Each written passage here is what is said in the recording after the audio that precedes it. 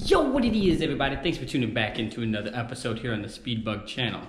We are talking about commuting with the S1000RR. Now, it is a little bit dirty, and this video will have a little bit of riding in it, which you guys have been asking for a little bit of riding. So I'm just going to do a quick little commute one way towards the gig, and then we'll wrap it up. So I wanted to touch on some points now that I've got a little bit more miles in it, but not enough. I've just been extremely busy working on some other things. And for the ones that just say, hey, I can't believe you have this bike and you don't ride as much, this and that, whatever. Well, I'm doing all other things that make me a lot more money and doing anything else. And if you want to ride it or anything like that, you can go out and buy your own damn bike. So let's get the show on the road and talk a lot about how the bike commutes in slow traffic and how it drives in the rain, because I did get stuck in the rain. I did get caught in that, caught in quite a bit of traffic. So I want to touch on the heat, the seating position, the handlebars, and a couple of the riding modes. And that's going to wrap it up for this video, just for a normal commute. Again, once the bike and then everything is unlocked, then we'll go into a little bit further depth. So, how is it riding? So, as I always commented a lot on the seat. The seat, I think, is pretty rock hard, especially compared to the outgoing model. However, it is not as bad as you would think it was, because this BMW really emphasized a lot on how good this new suspension is. And they are right. It is pretty kick-ass. Compared to the old one, it's definitely an upgrade. There's no question, no doubt about it. The riding modes, again, are pretty sweet. It's nice that when you put it in tour mode, excuse me, not tour mode, road mode or dynamic, it becomes really adaptive and soft and smooth to ride, very similar to like how a, let's just say, cruiser would ride.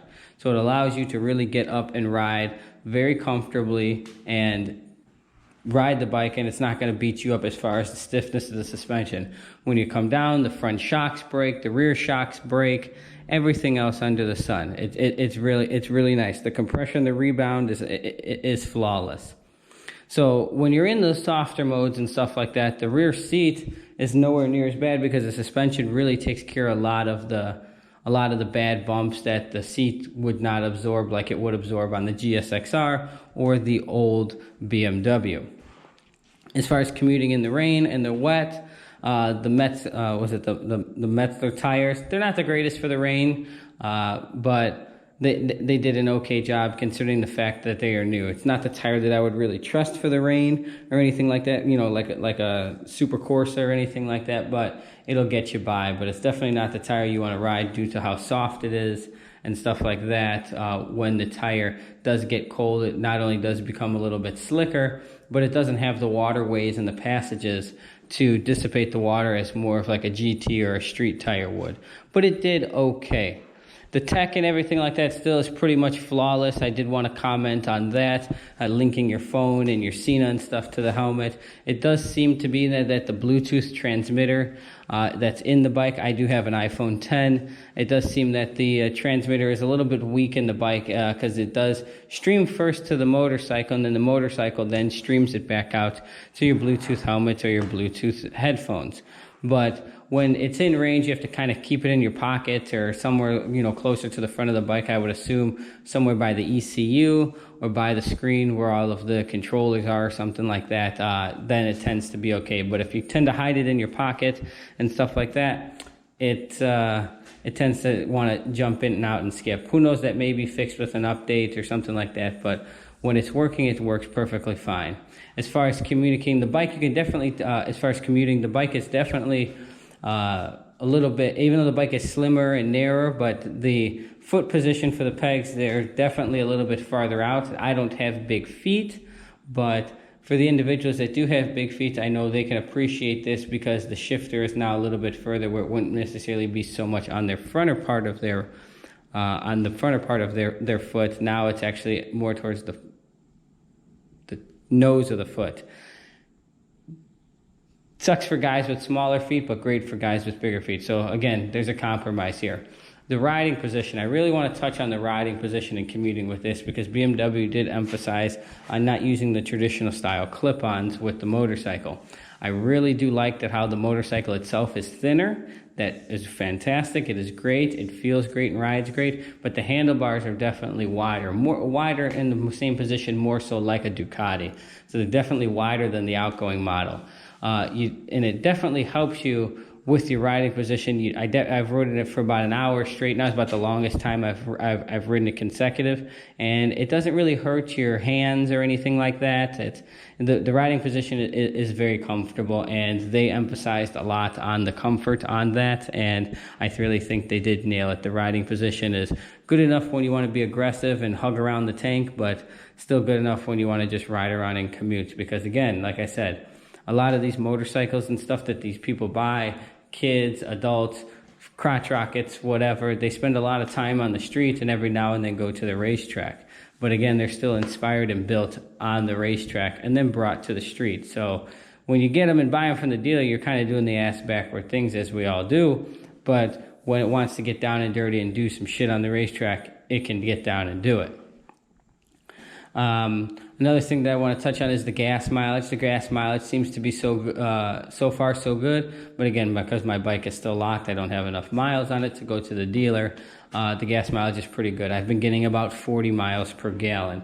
When you beat on it and stuff like that, then I could see it go down to 33, 35, but overall it's great. Some things, again, the thing that I still dislike the most about the bike is the seats. I do hear that there is a comfort seat now available. I am definitely going to be looking into that, but it doesn't seem like it's available in the US yet. The exhaust, obviously the factory exhaust is just freaking hideous. It doesn't make enough noise or anything like that, but we'll fix that a little bit later on down the road. There are no fuel controllers and stuff like that, so I do not want to make it run lean currently at the moment. Some people say it won't run lean, some people, but whatever. That's a whole nother debate on something that I really don't want to get into right now. Riding at night and commuting at night, even though this commute is during the day, the headlights are exceptionally well. They light up the road. Definitely a sharp cutoff like any traditional style projector LED. They do so well, and I have no complaints about that. Brakes work perfectly well. Again, I only had that one hiccup with the wheel speed sensor, and ever since it has been moved a little bit, I haven't had one issue with it. So it was in the rain. I'm sure that it did get wet, and my EBS, mile per hour, all that stuff still worked. So I'm not going to worry about it at the moment. If I have any issues, then we'll deal with it later on. I think you get a 3 or 36,000 mile warranty, and we'll deal with that later.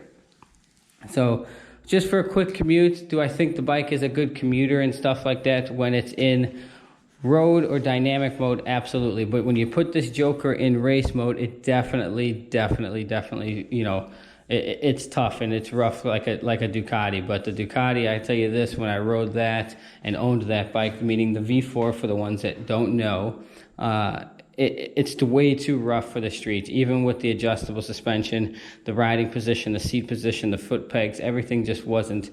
It just, as you tell, it's a straight race bike. And pretty all the time, broken all the time, whatever. Just wasn't the bike for me, and that's why I had it and sold it, and she's gone. But I really like this bike so far, but I don't have enough miles on it yet to tell you more things that I dislike about it.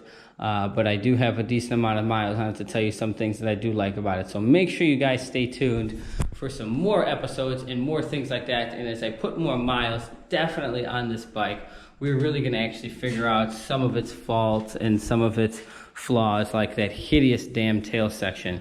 A subscriber actually did reach out to me and show me that they have a tiny tail kit now for available. It's a little expensive. It was like $240, but it's still better than this bullshit that comes in it that moves all of this and gets rid of this and bolts up here. So I definitely am probably going to be purchasing that very soon. But other than that, it's so far so good. Again, I don't have too many major complaints. Just I said that wheel speed sensor in the front that pissed me off, but again, I fixed it.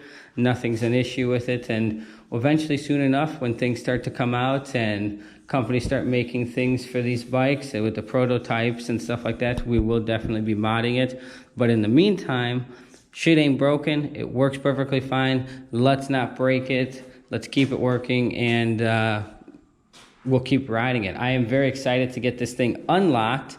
And when this thing does get unlocked, I'm really excited to feel the variable cam timing that this thing has, because again, That's one of the main reasons I bought this bike and why I also love the GSXR so much on the street. It gives you that nice broad torque curve in the power band. So I really think it's going to be good. But again, that's going to wrap it up here for today's video. I hope you guys liked what you saw. Again, Facebook, Instagram, at the Speed Bug, same name here as YouTube. And we're going to get some more miles on this Joker over the weekend, hopefully. And hopefully maybe by next week we'll get this thing unlocked. We should have a good enough time as well as good enough weather. So thanks again, guys, and we'll see you for another episode. Peace.